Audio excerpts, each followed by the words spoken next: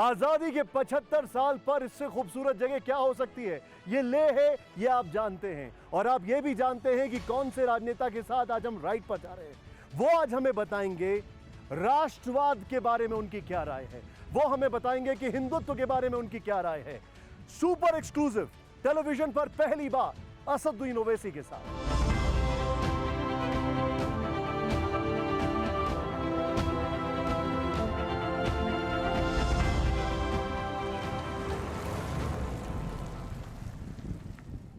Sir, आप ही का इंतजार कर रहा था। आइए सर, बैठिए। Honour to have you. बैठिए sir. And such a delight. लेकिन आपको गाड़ी चलाते तो हम सभी लोगों ने देखा है जी सर। और बड़ी अच्छी बड़ी शानदार गाड़ियां आप चलाते हैं, लेकिन यहाँ की बात ही कुछ और है। बिल्कुल सर। मैग्नेटिक हिल है और हमारे पास एक बहुत ही मैग्नेटिक पर्सनालिटी है। It's a fact. और मैं अपने जितने भी हमारे साथ हमारे जितने भी दर्शक हैं उन सबको बताना चाहूँगा, आप जो एक्सपेक्ट करते हैं इंटरव्यू में वो तो बिल्कुल नहीं होने वाला। मेरे साथ है असदुद्दीन ओवैसी साहब। आप सब जानते हैं इनको इंट्रोडक्शन की कोई ज़रूरत नहीं है और इनका इंट्रोडक्शन तो विपक्ष और सत्ता पक्ष दोनों खुद दे देता है। लेकिन एक ऐसी चुंबकीय शक्ति जो कि इस मैग्नेटिक हिल की तरह है, लेकिन इस मैग्नेटिक हिल की तरह ऑप्टिकल इल्यूजन नहीं है। उसके पीछे बहुत बड़े बड़े फैक्ट्स हैं, उसके पीछे बहुत ज़बरदस्त अगर कहा जाए लोगों का समर्थन है। जैसे हैदराबाद, मुंबई, बिहार, यूपी और अब गुजरात की तरफ भी कूच कर रहे हैं। बिल्कुल बिल्कुल। गुजरात की तरफ भी कूच कर रहे हैं। तो अब ये सिलसिला शुरू कर दें और आइए सर, चलते हैं। सर, सबसे पहले तो एक चीज़ बताइए मुझे कि 75वीं वर्षगांठ है आज़ादी की, अमृत महोत्सव है, इतना अच्छा मौका है और एक तरफ पाकिस्तान, एक तरफ चीन। हाँ। मुझे एक बात बताइए, राष्ट्रवाद की अगर बात होती है तो ओवैसी साहब वो राष्ट्रवाद को कैसे देखते हैं? वो इस चीज़ को कैसे असेस करते हैं, कैसे समझते हैं? सर, मेरा मानना यह है कि मेरा राष्ट्रवाद यह है कि हमारा जो वतन अजीज़ है, जो देश है, दुनिया में कोई ऐसा मुल्क नहीं है, ना देश है। और इस मुल्क की नेशनलिज़म की सबसे अहम खुसूसियत और वजह यह है कि इस देश का कोई रिलीजन नहीं है। यहाँ पर हम बेशुमार सौओं की तादाद में ज़बानें हैं, हज़ारों की तादाद में कल्चर है, मज़हब है, मज़हब में भी अलग अलग तरीक़े हैं। तो मेरे लिए यही बहुत बड़ी चीज़ है, यही हमारा नेशनलिज़म है।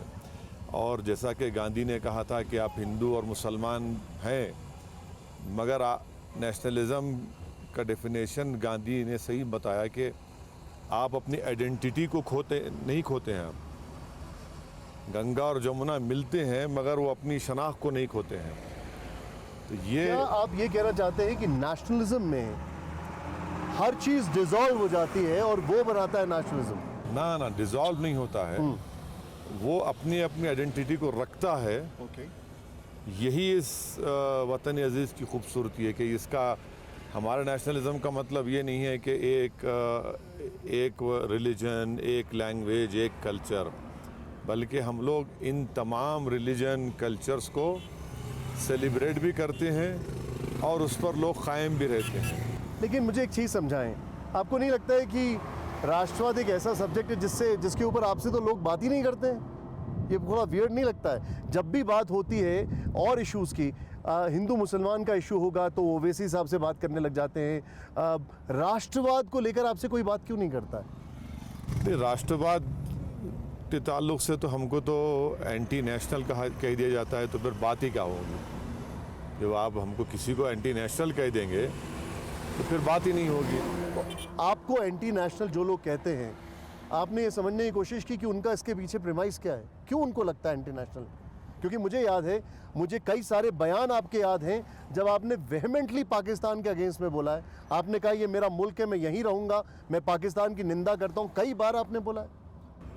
तो अब उन लोगों का ज़्यादातर एक तो उनकी हेट्रेड है, उनका हेट्रेड के साथ साथ वो समझते नहीं हैं और जो उनको बतला दिया जाता है उसी के मुताबिक वो इस तरह की बकवास करते रहते हैं। मगर चलिए, अच्छा है आज आपसे बात हो रही है इस बारे में। ओवैसी साहब, अगर मैं इस चीज़ को थोड़ा सा एलैबोरेट होकर समझना चाहूँ, क्या आपको लगता नहीं है कि एक बहुत ही मिसकंस्ट्रू इमेज जारी है नेशनलिज्म की, जहाँ पर अगर आप सपोज किसी भी चीज़ के खिलाफ में बोल रहे हैं जो कि सही नहीं हो रहा है। मैं आपको मिसाल के तौर पर देता हूँ, अगर आपने महंगाई के बारे में बोला, अगर आपने कुछ दिक्कतों के बारे में बोला, अगर आपने कुछ और चीज़ों के बारे में बोला, तो धीरे धीरे वो चीज़ें ड्रिफ्ट कर जाएंगी।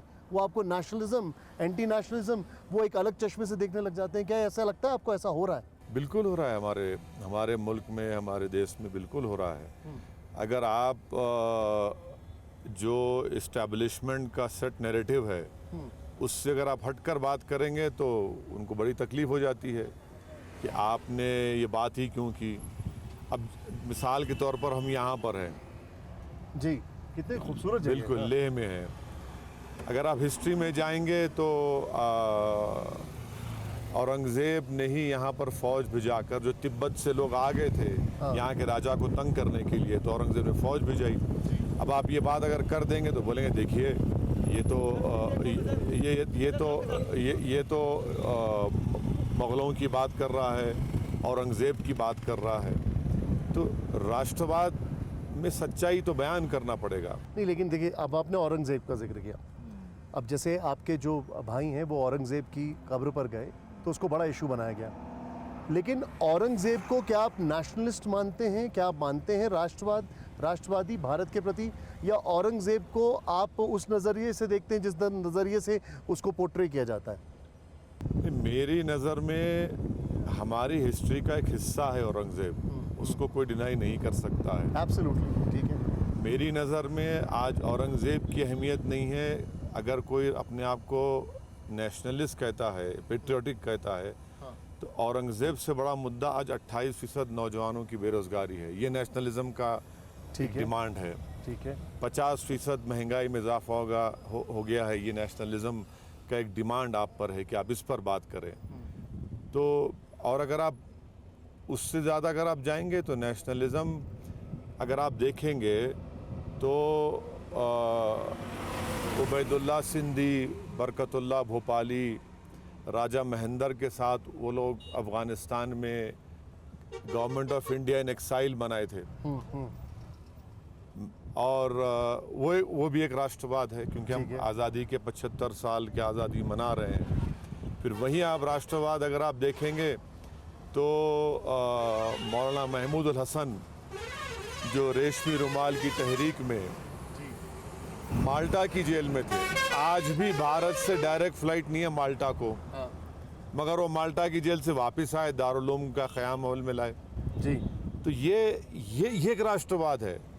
नहीं, लेकिन जैसे आपने जिक्र किया इस्टेब्लिशमेंट का, अगर सरकार इस्टेब्लिशमेंट, क्या आपको ऐसा लगता है कि वो नेशनलिज्म अपनी कन्वीनियंस पे पोर्ट्रे करती है, या देखिए एस्केपिज्म के तौर पर? एक नेशनलिज्म ये हो गया है कि अगर आप सरकार की कमज़ोरियों को क्वेश्चन करेंगे तो आपको एंटी नेशनल कह दिया जाता है। नहीं, लेकिन फिर इसमें इसमें खाली हिंदुओं को कहा जाता है या मुस्लिम्स को भी कहा जाता है? सबको कहा जाता है। जो कोई भी अगर आज की मौजूदा सरकार को, प्रधानमंत्री को अगर आप क्वेश्चन करेंगे तो फ़ौरन आपको कहा जाएगा एंटी नेशनल। अगर आज आप जैसा कि ये नेशनलिज्म का और भारत से मोहब्बत का, वालेकुम सलाम, क्या बात है, आपके कितने फैंस हैं यहाँ पर? हाँ, वो भारत से मोहब्बत का डिमांड ये है कि जिन वादियों के दरमियान से हम गुजर रहे हैं, जिन पहाड़ों के दरमियान से, यहाँ से थोड़ी दूर पर हमारी फ़ौज चीन की फ़ौज से आँख में आँख मिलाकर खड़ी हुई है। 2 साल से चीन हमारी ज़मीन पर कब्ज़ा करके बैठा है। हॉट स्प्रिंग, डेप्सांग प्लेन्स में उन्होंने टावर लगा दिए। अब आप जब ये पूछते हैं तो बोलेंगे ये देखिए ये एंटी नेशनल बात कर रहा है। ये सच्चाई है। लेकिन एक चीज़ मैं आपसे समझना हूँ, देखिए आपने, हम लोग आज़ादी की 75वीं सालगिरह, उसकी वर्षगांठ की बात कर रहे हैं। एक छोटा सा विषय, जैसे आपने बोला हिंदू और मुस्लिम्स दोनों को एंटी इस्टेब्लिशमेंट अगर बोलते हैं तो एंटी नेशनलिस्ट कह देते हैं। मैं आपसे एक चीज़ समझना चाहता हूँ, आज अगर हम बात करें मिसाल के तौर पर तिरंगा को लेकर चीज़ें चल रही हैं, तो ये कहा जा रहा है तिरंगा का डीपी लगाएं। उसमें कांग्रेस ने पंडित नेहरू का जिक्र किया लेकिन गांधी जी का जिक्र नहीं किया। क्या आपको लगता नहीं है ये अजीब सी बात है? अब देखिए, मैं तो कांग्रेस का स्पोक्स पर्सन नहीं हूँ। नहीं, लेकिन मैं अगर आपसे नेशनलिज्म की बात नहीं करूं, नहीं नहीं, नहीं तो मैं ये कह सकता हूँ कि भाई अंबेडकर को क्यों भूल गए आप। बिल्कुल वाजिब बात है, बिल्कुल वाजिब बात है। और मैं ये कहूँगा कि आप उबैदुल्ला सिंधी को, बरकतुल्लाह भोपाली को, बी अम्मा को, महमूद हसन को क्यों भूल गए आप? अल्लामा फजल खैराबादी को क्यों भूल गए? मौलवी अलाउद्दीन को क्यों भूल गए आप? मौलाना अहमदुल्लाह को क्यों भूल गए आप? क्या हमारी नेशनलिज्म की हिस्ट्री भी सिलेक्टिव हो गई है? नहीं, आपको ऐसा लगता है? अगर कांग्रेस पार्टी इसलिए पंडित नेहरू के साथ तिरंगा दिखा रही क्योंकि वो कांग्रेस के थे, तो बहुत बड़ा जुल्म कर रहे हैं नेहरू पर और हमारी पूरी आज़ादी की लड़ाई के ऊपर बहुत बड़ा जुल्म कर रहे हैं। इसलिए कि जो लड़ाई जब लड़ी जा रही थी तो उसमें सबका एक कॉमन चीज़ क्या था कि भाई अंग्रेज़ों को यहाँ से हटाएंगे, ग़ुलामी से इस देश को आज़ाद कराएंगे। नेताजी सुभाष चंद्र बोस को कौन बोलेगा? इनके बारे में कौन बात करेगा? तो ये चीज़ है, तो उस पर भी तो बात होनी चाहिए। आप इस थॉट प्रोसेस के लिए क्या कहेंगे कि आप तिरंगे के साथ अपना डीपी लगाएं? आप इसको क्या कहेंगे? मैं जब मुझसे मीडिया ने पूछा था पार्लियामेंट में, मैंने कहा देखिए ये डीपी लगाना सिर्फ तिरंगे के लिए 15 अगस्त तक, उसके बाद आप भूल जाना। मेरा मानना यह है कि तिरंगे से मोहब्बत आपके दिल में, आपके किरदार में, आपके अमल में होनी चाहिए। तो तभी हम तिरंगे को सही मानों में, जो उर्दू का वर्ड है, हम खराज अक़ीदत पेश कर सकेंगे। वरना फिर खाली डीपी लगा दो, उससे क्या होगा भाई? इससे क्या होगा? आप मोहब्बत तो करिए मुल्क से, और तिरंगे की लाज आप उस वक्त रखेंगे जब आप मुल्क को मजबूत करेंगे। मुल्क एक ताकतवर मुल्क बनेगा, सुपर पावर बनेगा। यहाँ के जो डेमोग्राफिक डिविडेंड है, लेकिन उसमें लगाने में दिक्कत क्या है? मेरी नज़र में ये सिर्फ एक चंद दिन के लिए, इसमें कोई आप लगा रहे हैं, लगाइए, मुझे एतराज़ नहीं। पर मेरा मानना ये है कि डीपी से लगाकर कोई मोहब्बत का इजहार सही तरीके से नहीं हो सकता। आप जस्टिस नहीं कर रहे हैं, ना तिरंगे से कर रहे हैं, ना हम उन अजीम आज़ादी की लड़ाई में लड़ने वाले। आपको नहीं लगता है कम से कम उसके प्रति एक इज्जत दिखा रहे हैं, प्यार दिखा रहे हैं? वो तो एक होता ही है ना जेस्चर। वो हर मुसलमान, हिंदू, सिख, ईसाई, दलित, जो कोई भारत का नागरिक है, उसके दिल में तिरंगे से मोहब्बत थी और हमेशा रहेगी, हमेशा रहेगी। मगर तिरंगे से आपको मोहब्बत है और गरीब से मोहब्बत नहीं है। तिरंगे से आपको मोहब्बत है मगर दौलतमंद को आप ताकतवर कर रहे हैं।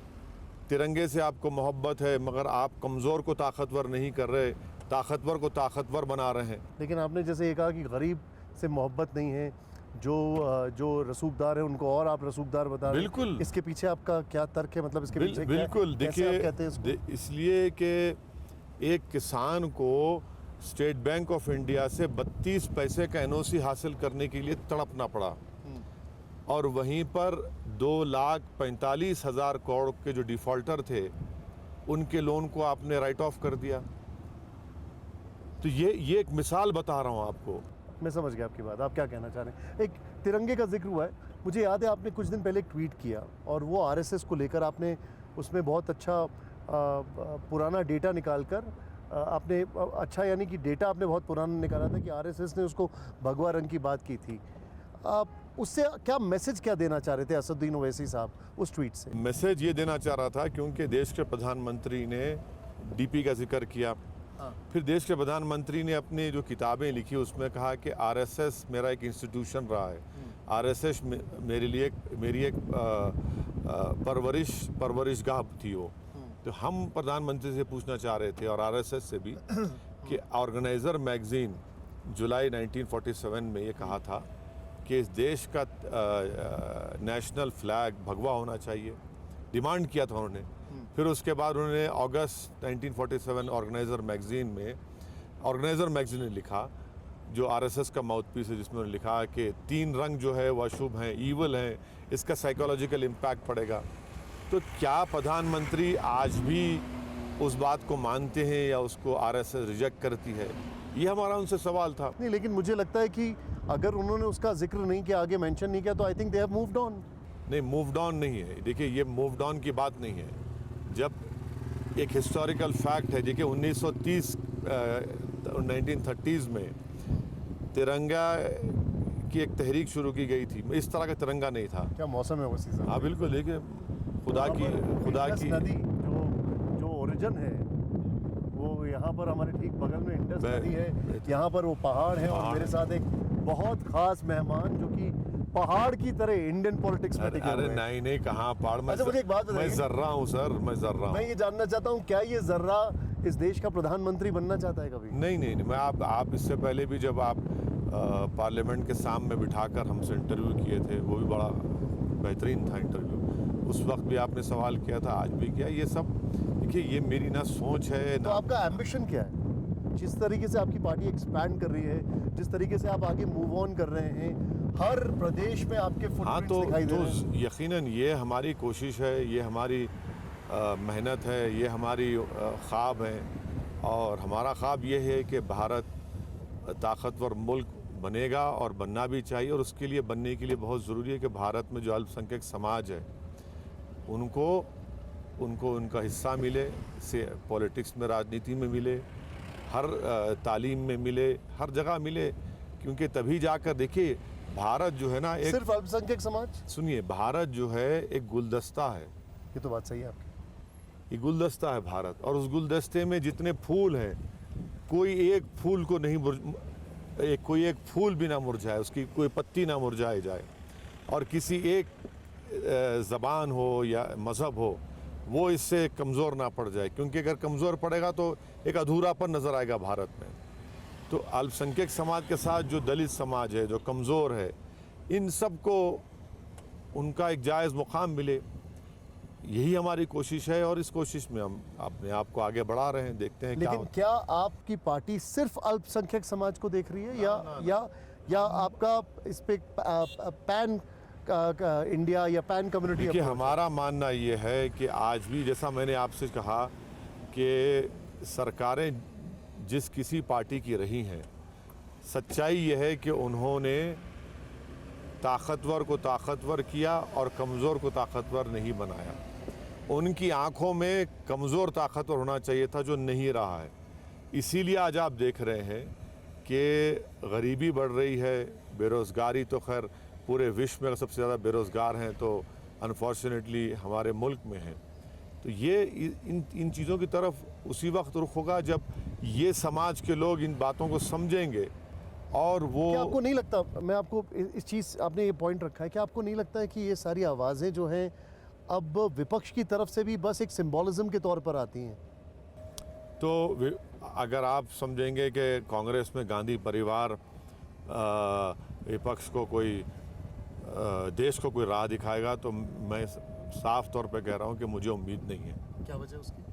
नहीं है, इन लोगों की जो क्रेडिबिलिटी होती थी अब नहीं रही है।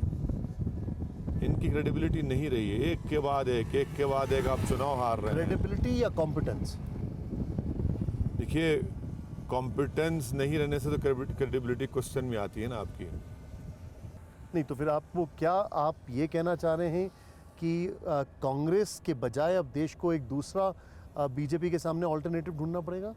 यकीनन पैदा होगा। ज़िंदगी में कभी वैक्यूम नहीं रहता, ये कुदरत का निज़ाम लेकिन है। क्या कांग्रेस की वो स्टेज आ चुकी है कि अब एक ऑल्टरनेट देश को ढूंढना पड़ेगा? खुद ब खुद देश ढूंढ लेगा। इतना बड़ा देश है, कोई वैक्यूम नहीं रहेगा इस देश में, कभी वैक्यूम नहीं रहेगा। ये बहुत 130 करोड़ का देश है। अगर कोई समझ रहा है कि हम किसी एक पार्टी के मोहताज हैं, भाई मैं इस दुनिया में आया हूँ, मैं चला जाऊँगा, अल्लाह का निज़ाम ये कि अल्लाह मुझसे बेहतर किसी को पैदा कर देगा। तो मगर ये एक बहुत बड़ा एक इशू है। लोग इसको गहराई से देख रहे हैं और महसूस भी कर रहे हैं। एक के बाद एक आप चुनाव हारते जा रहे हैं, तो फिर जाहिर है एक वक्त आएगा जब लोग बोलेंगे कि भाई अब हमको नए तरीक़े से, नए सिरे से भाजपा का मुकाबला करना पड़ेगा। एक क्योंकि 75वीं वर्षगांठ है और हम बात कर रहे हैं नेशनलिज्म की, तो आपने अभी एक ऐसा पॉइंट टच किया है जो कि मुझे थोड़ा सा इस देश के लिहाज से थोड़ा सा सेंटिमेंटल करता है। ऑन द अदर साइड, मेरा किसी पार्टी के प्रति बायस नहीं है, लेकिन देश की सबसे पुरानी पार्टी, एक ज़माने में सबसे बड़ी पार्टी, उसके डाउनफॉल या उसका, अगर आप जो बोल रहे हैं उसके ख़त्म होने के पीछे की वजह आप क्या देख रहे हैं? What are the 3 main reasons आपको लगते हैं? देखिए, मैं तो इतना बड़ा क्या बोलना चाहिए, पॉलिटिशियन नहीं हूँ, ना कोई ओपिनियन तज्जिया निगार हूँ कि उसका पूरा डाइसेक्ट कर सकूँ। मगर जहाँ तक मुझे जो पॉलिटिक्स मैंने अपने बुज़ुर्गों के पैरों के पास बैठकर सीखी और आज भी उनसे सुनता हूँ, वो ये है कि जिस दिन आपका आम आवाम से, जनता से आपका कनेक्शन कमज़ोर हो जाएगा तो फिर आपकी खैर नहीं है।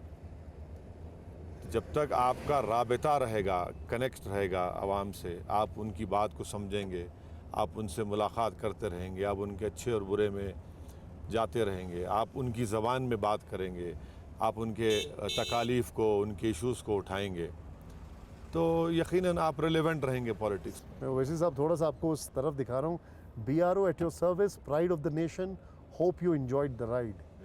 क्या खूबसूरत वहाँ पर एक लाइन लिखी हुई है, और ये ठीक बगल में इंडस जो नदी है, जो इस देश का ओरिजिन है, वो यहाँ पर हमारे बगल में बह रही है।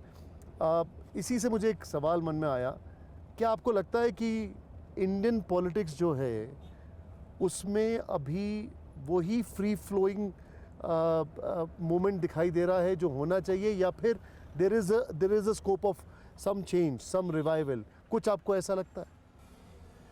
देखिए, मेरे को लगता है कि अभी जो इकोनॉमिक डिस्ट्रेस है, जो इकोनॉमिक डिस्ट्रेस है और जो बेरोज़गारी है, महंगाई है, और माफ़ी चाहता हूँ आपसे भी मुझे शिकायत है, बिल्कुल बिल्कुल बताइए। कि करंट अकाउंट डेफिसिट जो है 3000 करोड़ के करीब पहुँच चुका है। बिल्कुल ठीक कह रहे हैं आप। हाँ, तो ये ख़तरे की बहुत बड़ी निशानी है।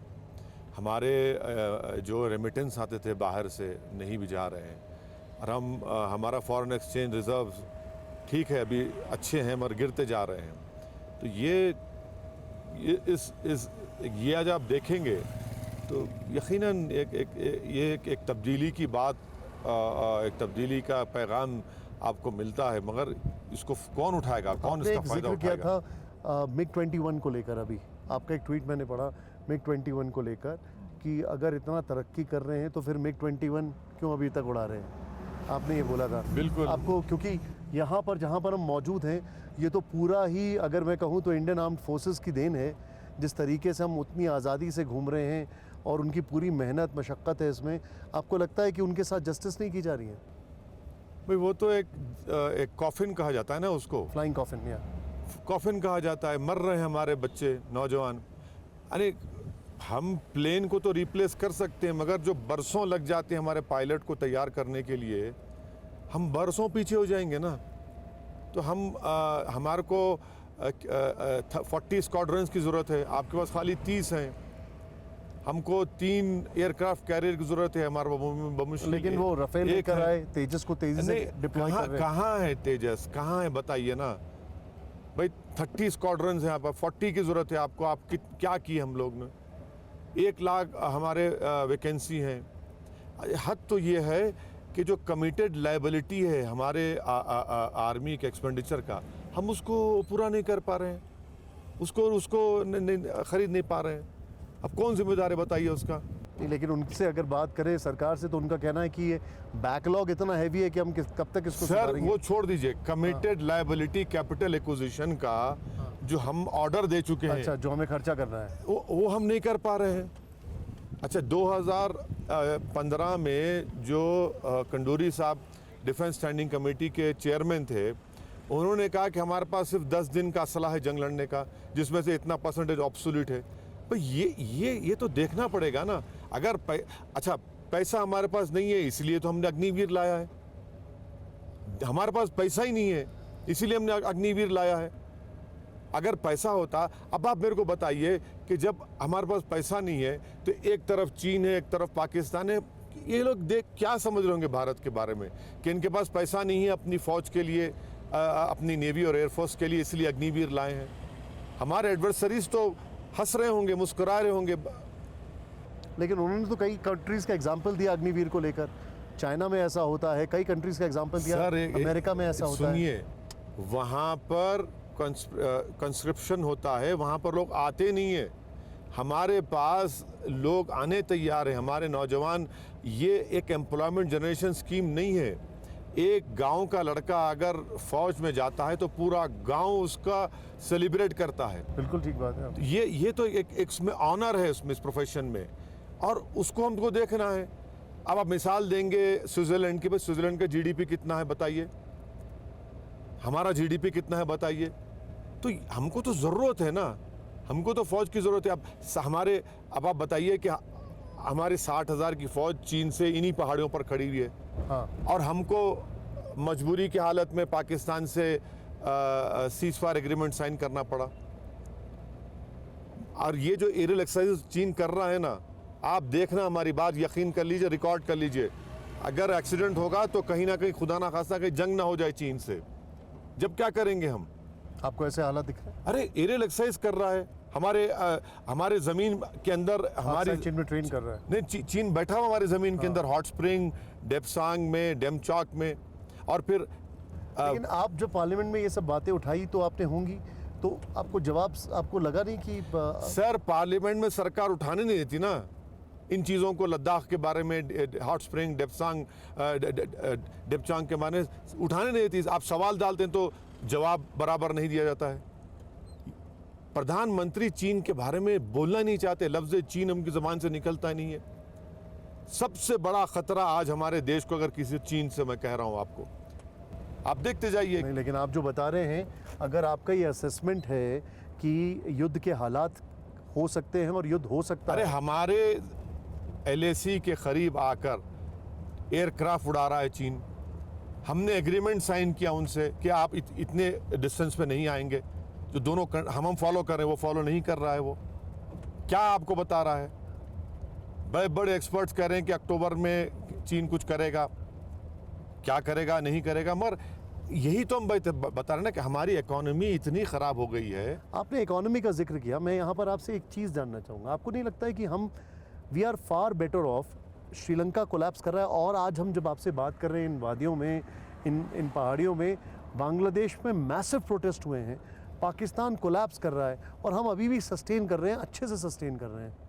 As a matter of fact China का भी हाल बहुत ख़राब है। अब आपका इंटरनेशनल कह देंगे भक्त कि आपने कैसे भारत को बांग्लादेश, पाकिस्तान की मिसाल दी।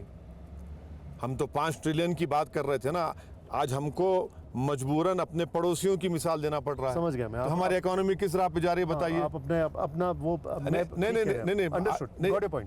हमारी इकोनॉमी कहाँ जा रही है कि आज हमको बांग्लादेश और पाकिस्तान से हमको कंपेयर किया जा रहा है। ये हमारी नेशनलिज्म है। तो यही तो हम बता रहे हैं आपसे कि हमारे हालात ठीक नहीं है। देखिए, अभी हम जहाँ जा रहे हैं अपने दर्शकों को बता दें, ओवैसी साहब हम ओवैसी साहब के साथ जा रहे हैं उस इंडस रिवर पर, जो कि क्या कहा जाए, जिसके लिए कुछ देयर इज़, ये थोड़ा सा एक डिप आएगा यहाँ पर।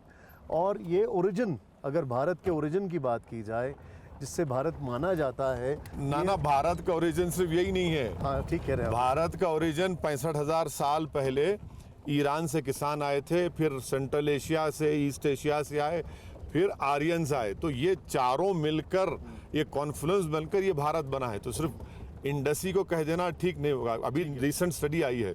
आई स्टैंड करेक्टेड, क्योंकि मैं ओवैसी साहब से 2 चीज़ों पर बिल्कुल भी कभी भी काउंटर एग्रीमेंट नहीं नहीं, आप डिसएग्री कर सकते हैं। नहीं, ये नेशनलिज्म की खूबसूरती है कि हम डिसएग्री करना चाहिए, मगर एक है मैं आपके फैक्ट्स को हमेशा से बड़ा वो देता हूँ। अच्छा, क्योंकि इससे मुझे याद आया 2 पॉइंट्स ऐसे हैं, एक हिस्ट्री है कि कॉन्स्टिट्यूशन, जिसपे आपकी माशाल्लाह पकड़ बहुत बहुत अच्छी है। क्या कॉन्स्टिट्यूशन में राष्ट्रवाद को लेकर कुछ कहा गया है ओवैसी जी? मुझे अंदाज़ा नहीं है, मैं आपसे जानना चाहता हूँ, या उसका किसी भी तरह से कोई रेफरेंस, जिक्र कुछ भी है क्या, जिसको लेकर हम लोग इतना देश में सब चल रहा है?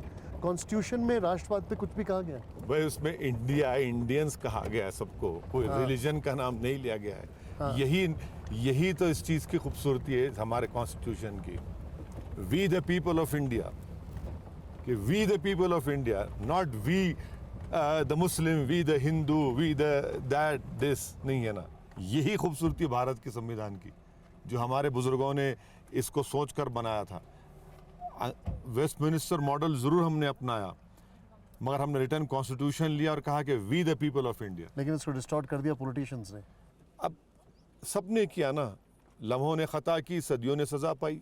आइए बाहर उतर के, आप वैसे बहुत अच्छा ड्राइव करते हैं वैसे साहब, और अगर मैं आपकी जगह इस ड्राइविंग सीट पर होता कभी भी ये नया नहीं कर पाता।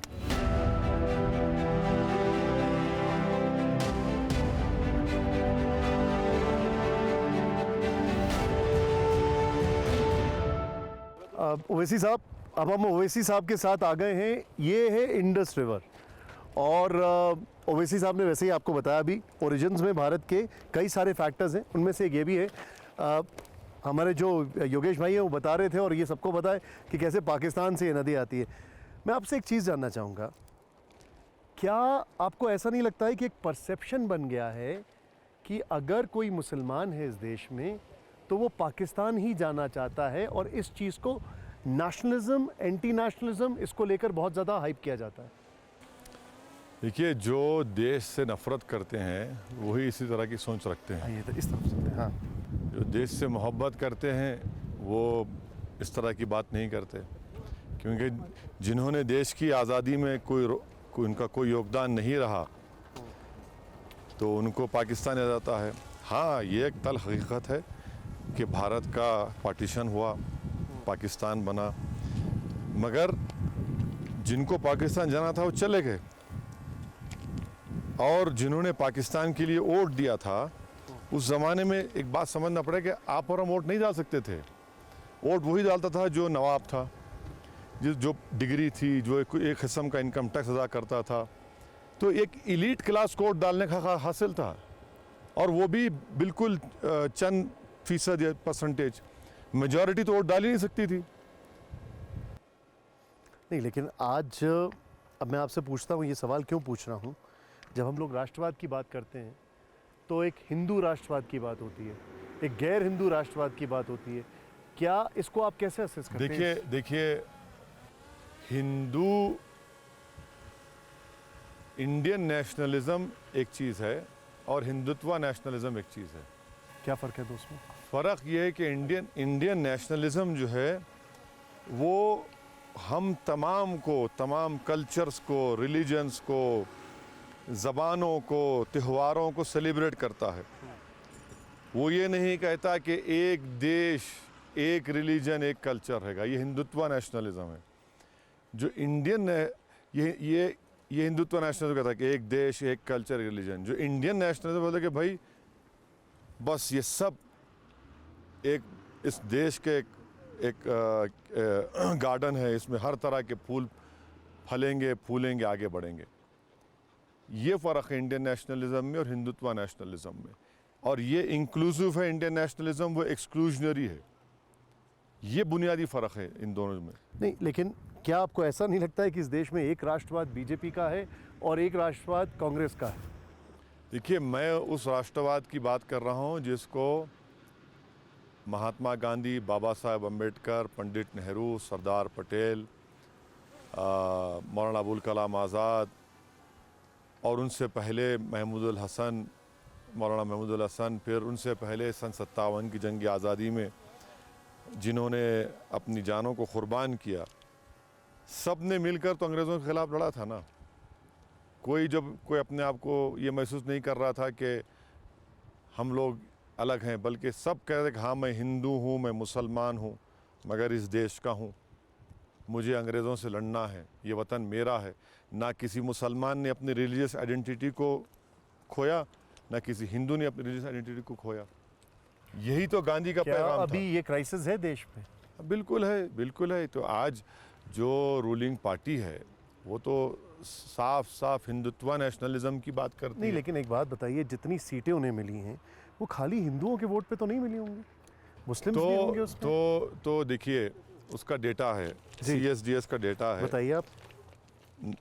भारत के प्रधानमंत्री मोदी को 2014 में 31% हिंदू वोट मिला और 19 आते आते 37% हो गया। तो एक ही कम्युनिटी है जिसका वोट नहीं बढ़ा नरेंद्र मोदी को। 6% वोट मिला मुसलमानों का 14 में, 19 में उतना ही मिला। दूसरे जितने सोशियो रिलीजियस ग्रुप्स हैं उन सब का परसेंटेज वोट बढ़ता गया।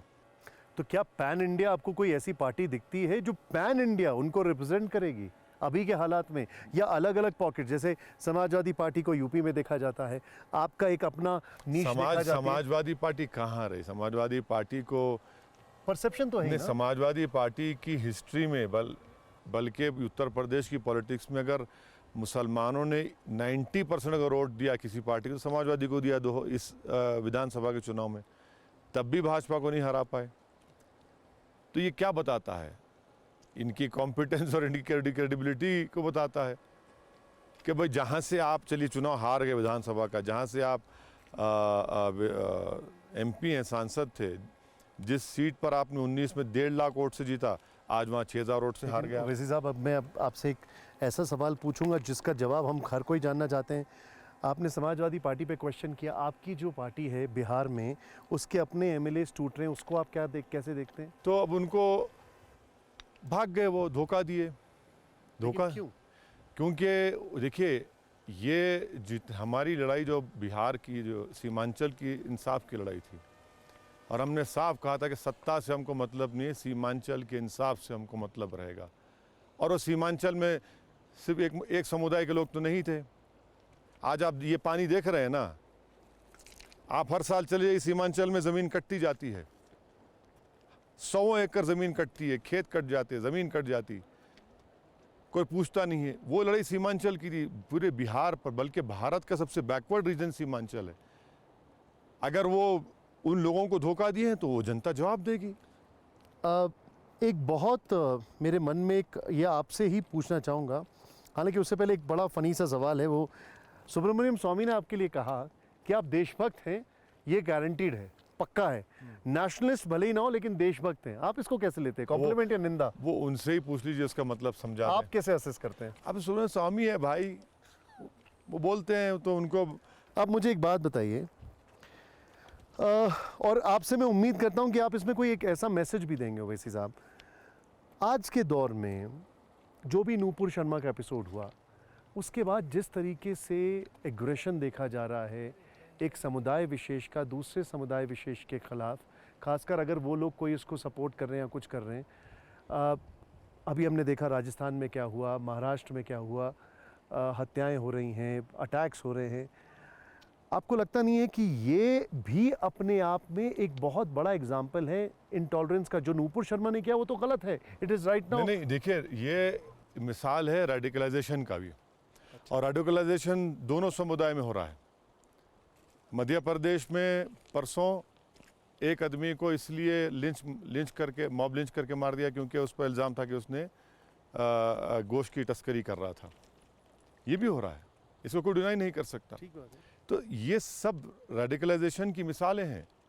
और रेडिकलाइजेशन को कंट्रोल कैसे करते हैं आप? भाषण से या मेरे बोलने से रेडिकलाइजेशन कंट्रोल होगा? रूल ऑफ लॉ के इम्प्लीमेंटेशन से।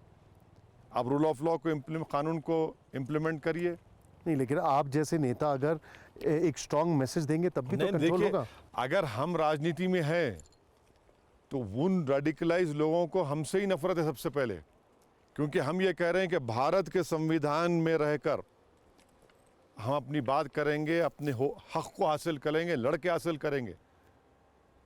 मैं एक रूल ऑफ गन की बात नहीं कर रहा हूँ। मैं ये नहीं कह रहा हूँ कि किसी की हत्या करके, किसी को पीट कर।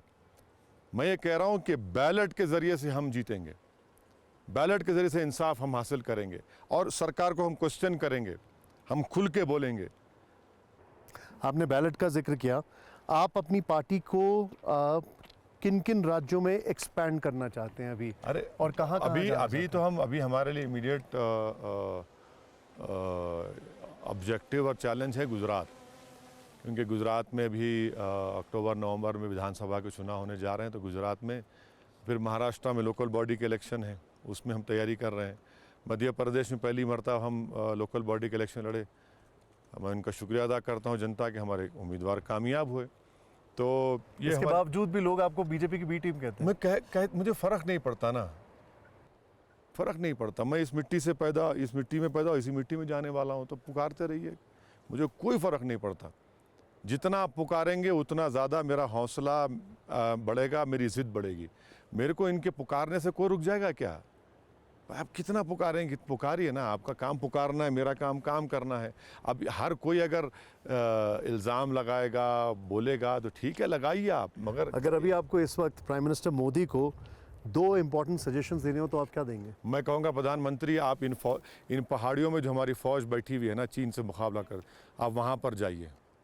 हमको नहीं ले जाना चाहते, वहाँ पर जाए वो तो जाते हैं, ना नहीं, हॉट स्प्रिंग में जाइए, जहाँ पर 60,000 फ़ौज हमारी खड़ी हुई है।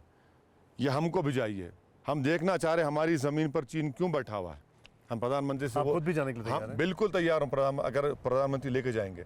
और बेरोज़गारी दूर करिए नौजवानों में। देखिए, एक बात समझिए सर, ये जो अग्निवीर का प्रोटेस्ट हुआ, फार्मर्स प्रोटेस्ट हुआ, CAA का प्रोटेस्ट हुआ, दिल्ली में लॉयर्स का प्रोटेस्ट हुआ, याद रखिए ये जितने प्रोटेस्ट हो रहे हैं ना, ये लोग राजनीति से और पॉलिटिशियन से मायूस हो रहे हैं। ये हमारे देश के लिए अच्छा लेकिन आप तो दूसरी तरफ ये बोल रहे हैं कि पार्लियामेंट में जो सांसद की एज है वो कम करना चाहिए, आपने बोला है। बिल्कुल करना चाहिए, बिल्कुल करना चाहिए, क्योंकि अगर हम 18 साल में वोट डालने दे सकते हैं उसको, और हमारी 50% आबादी का हिस्सा है, 20 साल में बनने दीजिए उसको, MLA MP बनने दीजिए, क्यों ना बने भाई। हमारे पास प्रॉब्लम क्या है ना कि जब तक सफ़ेद बाल नहीं आएंगे, बुजुर्गी नहीं आती, विजडम नहीं आता। अरे कौन सा में आ रही है भाई? भगत सिंह की एज क्या थी, अशफाकुल्ला की एज क्या थी? 20 साल में उसको MP बन के आने दीजिए, विधायक बने दीजिए, सांसद बने, देखिए उसके पास भी तो आइडियाज़ होंगे भाई। हमारा जो डेमोग्राफिक डिविडेंड है उसका फ़ायदा तो उठाना चाहिए ना हमको। आखिरी रिक्वेस्ट है मेरी आपसे ये, इस माहौल में देश की 75वीं वर्षगांठ पर अगर आप कोई शेर या कुछ बता पाएँ, कुछ सुना चाहें हमें हमारे दर्शकों को बताना नहीं, शेर तो याद नहीं है, बस वही पैगाम के सारे जहाँ से अच्छा हिंदुस्तां हमारा, हम बुलबुलें हैं इसकी ये गुलसिता हमारा। ओवैसी साहब बहुत बहुत शुक्रिया सर, थैंक यू, बहुत शुक्रिया। इट्स एन ऑनर, आप यहाँ तक आए और एक बहुत स्ट्रॉन्ग मैसेज आपने दर्शकों को दिया। और वो भी ये देखिए, इंडस रिवर यहाँ पर है और एक तरफ इन पहाड़ियों में आप देखिए ज़रा ऊपर, एक तरफ पाकिस्तान, एक तरफ चीन। हम लोग यहाँ पर अभी इस वक्त मौजूद हैं लेह में, और ओवैसी साहब ख़ास तौर पर एक मैसेज देने जनता के बीच यहाँ पर आए हैं देश की 75वीं वर्षगांठ पर। Thank you so much sir. Thank you sir, शुक्रिया। Such an honour. Thank you sir, please come.